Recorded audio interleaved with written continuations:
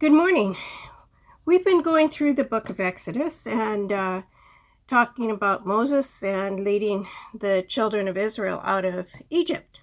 And today I want to share with you about the troubles of the Egyptians thousands and thousands of years ago. And the troubles and things that the people in that country had to live with and struggle with and go through, it was all because their leader would not listen and show respect to God. Pharaoh was the leader of the Egyptians at that time. In fact, it seemed that he thought he was God. And if he wasn't God, then he felt he definitely had more power than any other person in the whole of his country, and possibly in the whole of the then known world. Sometimes in our own lives, even when we try to do everything right, or as best as we know how to do it, things do not go well for us either. There are times when even God's people, followers of Jesus, wonder if God is listening to them. Does God care about us? And if God does care about us, why doesn't He show it? Does He really exist? And it's okay to ask those questions. But it's also important that we dig into the scriptures and sometimes even talk with others to really understand about God. For the Israelite people, they too were very frustrated because when they thought that Moses was going to help them and he was going to be the one that was going to get them out of Egypt, things only seemed to get worse. Yes, for some of us today, we may feel the very same way. We thought we finally had arrived at a place in our lives, a juncture or junction, and things were going well. And now everything is upside down. We sometimes have thought that the ones that could do the best for us, the country where it would be best to live, the house that would be best for us, the community. And now we sometimes don't understand. One thing that I do want to remind us of before we start with the story in Exodus is that God does know everything about everything. And He does know everything about every single one of us. Yes, and God knows the whole of every one of our individual lives, no matter if we're 6 years old, 10 years old, 15, 30, 40, or even over 70, like I am. God knows every moment of our lives, and He knows if we are going to listen to Him or if we are going to instead choose to listen to the enemy, Satan, like Pharaoh did in the story we're about to look at. So when we begin in Exodus 7 and following, we see exactly what happened to the Egyptian people because of their leader, Pharaoh. So God knew how much trouble He was going to bring upon the country of Egypt, even before Pharaoh would not let the Israelites go. God used something that is called the plagues, something that causes people great pain, trouble, and discomfort. You know, the coronavirus is kind of like that today. And if we are people who believe in God and His power over all things and the entire universe, it just could be that God is trying to get the attention of people today. Well, let's get on with our story in Exodus first. So God told Moses and Aaron that Pharaoh was going to be a very stubborn person to work with. Kind of like trying to tell Moses and Aaron, get prepared, this is going to be tough.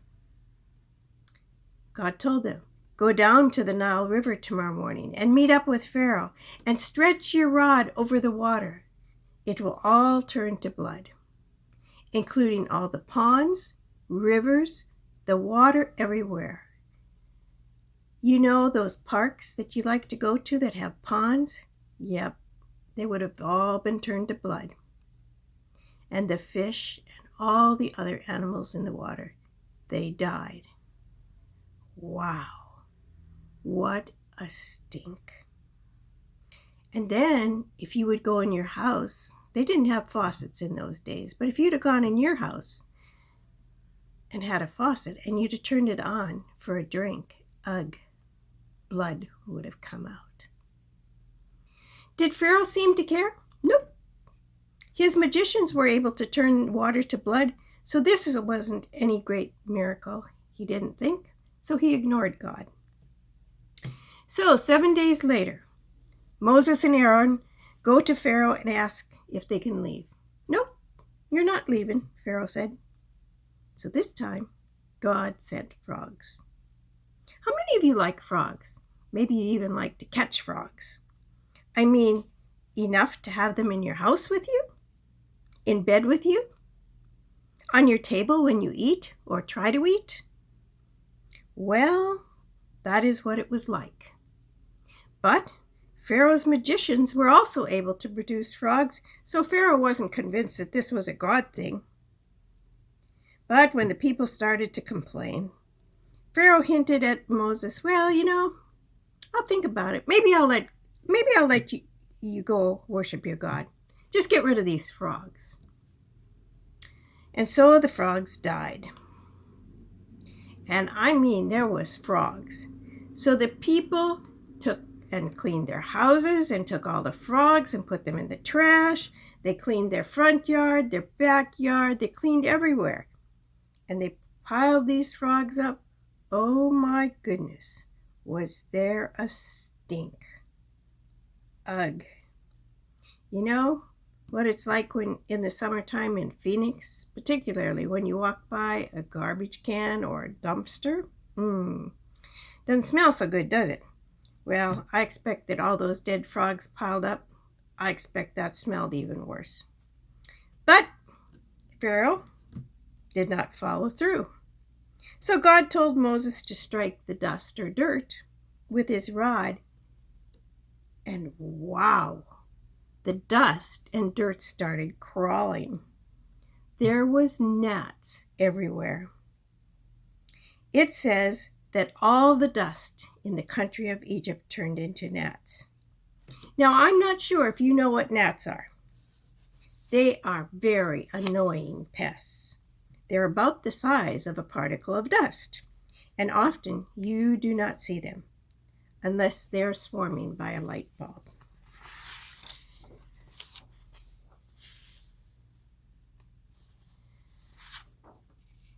I cannot tell you how often I have had a gnat go up my nose because I never saw it coming. And that is most unpleasant, I can tell you, because it's up there wiggling. But the magicians were not able to produce gnats this time. But you know what? Pharaoh still didn't listen. So God said to Moses, tomorrow morning go down to the river and meet Pharaoh again, and tell him to let my people go. Don't press me, Pharaoh. Because if you don't let my people go, you know what? There's going to be flies. Yes, there will be flies. However, God said to Moses, tell Pharaoh that this time there will be no flies in Goshen where my people live. Oh my goodness, the next day, Egypt was filled with flies. Do you know how annoying flies are? You know, when you're at a barbecue or having a picnic with your friends, or let's say, 2 or 3 flies get in your house and you're trying to go to sleep and you hear bzzz, bzzz, and you turn the light on and you can't find it. Everything was full of flies. This time Pharaoh said, just sacrifice and worship your God here in Goshen. You don't need to leave. Moses said, no, can't do that. So Pharaoh says, well, just go over the border. And Moses said, okay, the flies will be gone tomorrow. But guess what? Pharaoh changed his mind again. So Moses went again and warned Pharaoh, you are going to be very sorry if you do not let the Israelite people go. All the Egyptian livestock are going to get sick. But the illness is not going to bother any of the Israelite livestock. Not only that, the animals will die. And in the Bible it says all of the Egyptian animals died. Now, what will the Egyptians do for milk, for food, for meat? But you know what? Pharaoh did not care. He stuck to his own ways and his own ideas, and obviously he did not care about the people of his country. So things continued to get worse, and this time God sent boils. Boils are like huge pimples, and my friends, they hurt. And they were on the animals as well as the people. But Pharaoh still refused to listen. How could he not care with all this suffering going on in his country and his people that he was in leadership over? How could he be so hard-hearted? God again told Moses to confront Pharaoh and tell him to let the Israelite people go and worship. But in chapter 9 it says, God, the God of the Hebrews says, release my people so they can worship me. This time I'm going to strike you and your servants and your people with the full force of my power, so you'll get it into your head that there's no one like me, God, anywhere else in all the earth. You know that by now I could have struck you and your people with deadly disease, and there could be nothing left of you, not a trace. But for one reason only, I've kept you on your feet, to make you, Pharaoh, recognize my power, so that my reputation spreads in all the earth. You, Pharaoh, are still building yourself up at my people's expense, God said. You're not letting them go. So here's what's going to happen. At this time tomorrow, I am sending a terrific hailstorm. There's never been a storm like this in Egypt from the day of its beginning until now. So get your livestock under the roof. Everything exposed in the open fields, people and animals will die when the hail comes down. Listen to this in verse 20. All of Pharaoh's servants who had respect for God's word got their workers and animals under cover as fast as they could. But those who apparently were like Pharaoh, who didn't take God's word seriously, left their workers and animals out in the field. Well, and then Pharaoh called Moses again and said, okay, I'll let your people go. But you know what? As soon as the hailstorm quit, he changed his mind again. What is up with this man, this leader of this country? Here are some words for us to heed. God then told Moses that this was happening so that the Israelite people would be able to tell the generations coming behind them how powerful God was and is. Does this give any one of us some incentive even today to stay true to God, even though the situation that we find ourselves in is not the best? Well, we'll talk about more of that later. Back to Pharaoh. So, you don't want to listen, God says? Well, then tomorrow you will find locusts. They're like huge grasshoppers everywhere, and they will eat everything. Yep, they were everywhere, and what had managed to survive the hailstorm, the locusts ate. Just this past week, I saw a news thing on TV about a locust plague and how they literally stripped everything of its leaves. The people pled with Pharaoh, "How long are you going to let this go on? Can't you see that our country is being destroyed? Don't you care?" So Pharaoh called Moses, and first he told him, "I will let all the men go and worship your God." He told them, Pharaoh did, that he too was sorry for his sin that he had committed against God. And would God just end this mess with the locusts? So Moses prayed, and God ended the locusts by driving them to the Red Sea. But Pharaoh again changed his mind. This time God caused complete pitch black darkness to come upon Egypt for 3 days. Not in Goshen where God's people, the Israelites, lived, but just in Egypt. But Pharaoh was still in the bargaining mood. He was not ready to totally let the people go. But he was indeed angry enough that he told Moses that he never wanted to see his face again, unless it was to kill him. And Moses said, "Okay, if that's the way you want it, that's the way it will be." Wow. Just wow. Do you not wonder how much it takes to get someone to change their mind and believe that God really exists? But look around us today. What does it take to get people on this earth, especially in this country today, to believe that the same God of the Bible that we claim to worship and believe in lives and exists today in the same way as he did in the day of Moses? My friends, what is it that God is trying to say to the world today? What is it that God is trying to say to the people of this country today? Especially the Christians or people who claim to follow God.